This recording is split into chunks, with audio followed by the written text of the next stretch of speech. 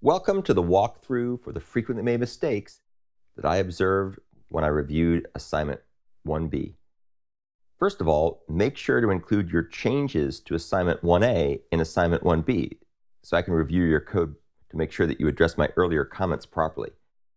Obviously, this comment is a little bit late at this point, but for future assignments, make sure that you always include the solutions for the A version in the B version.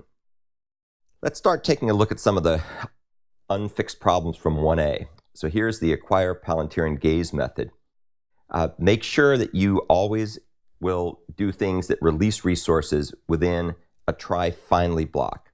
This particular piece of code here actually does a double release of the Palantir if an exception occurs, which is clearly incorrect. So instead, make sure you're using a try finally block correctly. Here's another acquire Palantir and gaze problem. Once again, this is not using the try finally block. So that means if an exception occurs, then you're not going to necessarily get this to be handled properly. I don't recommend doing it this way with the catch with the error, but instead use the try finally block to make sure that things are handled properly.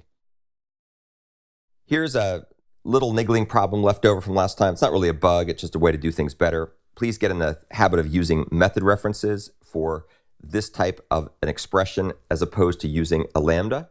So this can be replaced with a method reference, which is cleaner and easier to understand. If you look carefully in your IntelliJ or Android Studio project, it'll tell you that you can do those transformations automatically, and it'll do them for you if you click appropriately. Down here, this is a good example where you don't need to create a local variable, C. Instead, just pass the thread start method reference to for each directly. Here's yet another example where instead of using a for each loop, which is a Java 7 construct, instead use Java 8 features such as the for each method and a method reference to do this instead. Now I think we're starting to transition into the 1B issues. So once again, please get in the habit of using Java 8 features. So for each, method, lambdas, method references, and so on, instead of using the Java 7 features. There's something important that's missing here. Make sure that you use fair semaphores, not non-fair semaphores. Now we're into the acquire method. There are lots of interesting ways of doing this solution. This approach is pretty clever. It's trying to use a stream on the entry set in the Palantir map, but it can be improved in a couple of different ways. First, you can use a method reference here as opposed to using a lambda expression. And secondly, it turns out that this really isn't the most efficient way of doing the solution. You don't want to be doing puts. Instead, you can do some clever approaches by having a map operation and calling get key and set key in the lambda expression for the map, which is a cleaner and more efficient way of doing it than using put as we do here. Here's another simple example of replacing a lambda expression with a method reference. The method reference is more concise and easier to understand. Moreover, please don't write code like this. First of all, this code is incorrect, and it's also too complicated. You don't need to create your own supplier anonymous inner class instance. That's just wrong across the board, especially if it just returns false unilaterally. Instead, take a look at the is canceled method and figure out how to use that instead. Here was a very common problem that almost everybody had. Please don't use get and put in this manner. They're inefficient because you're having to do a hash lookup every time through the for each method loop, and you have to do a hash lookup when you do the put as well. Instead, use a for each loop and use the map entry to iterate over the entry set. And that's just a much more efficient way of doing things and cleaner way as well. Here's an example that's once again too complicated. You don't need to do it like this. Just use a method reference. Here's another variant of the problem we saw before. Don't be using key set on Palantir map. Instead, use entry set. And you'll see that if you use the map entry together with a for each loop, it'll be more efficient and cleaner. Always make sure that you use a try finally block so that the lock is always unlocked no matter what goes wrong. And also, you shouldn't be doing this check and throwing a cancel exception here because it's not failing because it was canceled. There's a number of problems people had in the release method in their Palantir manager. So quite a number of people had mistakes where they just simply didn't use any synchronization in that method at all, which is clearly cruising for a bruising with respect to race conditions. So make sure that you look at the documentation and ensure that this code is thread safe, which means only one thread at a time can be executing within this critical section. Down here, you'll see that similar problem. The problem here is that the lock is released but never acquired. So make sure you run the test programs and also just make sure you're careful when you write your code. Here's another problem. I saw a lot of people do this. This is completely missing the point of the atomic compare and set method. I'm actually somewhat concerned about this because that was the whole point of numerous class discussions where we discussed the concept of atomic compare and set. This is a classic example of a check then act race condition in your code because we're checking to see if the owner's get returns false, and then we set it to true.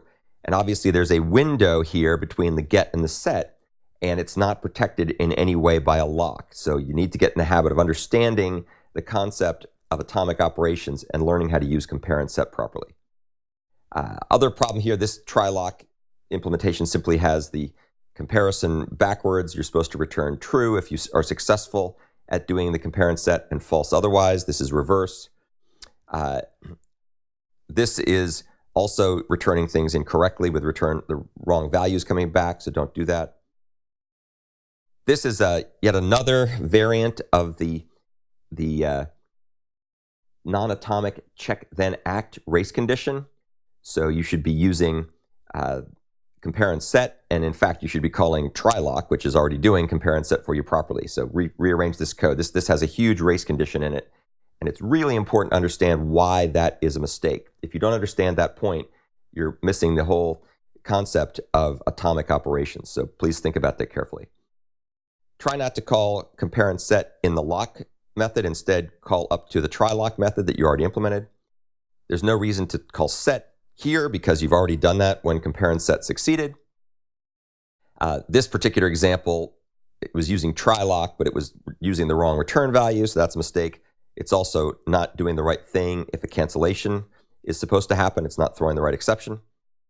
Here's yet another problem with lock.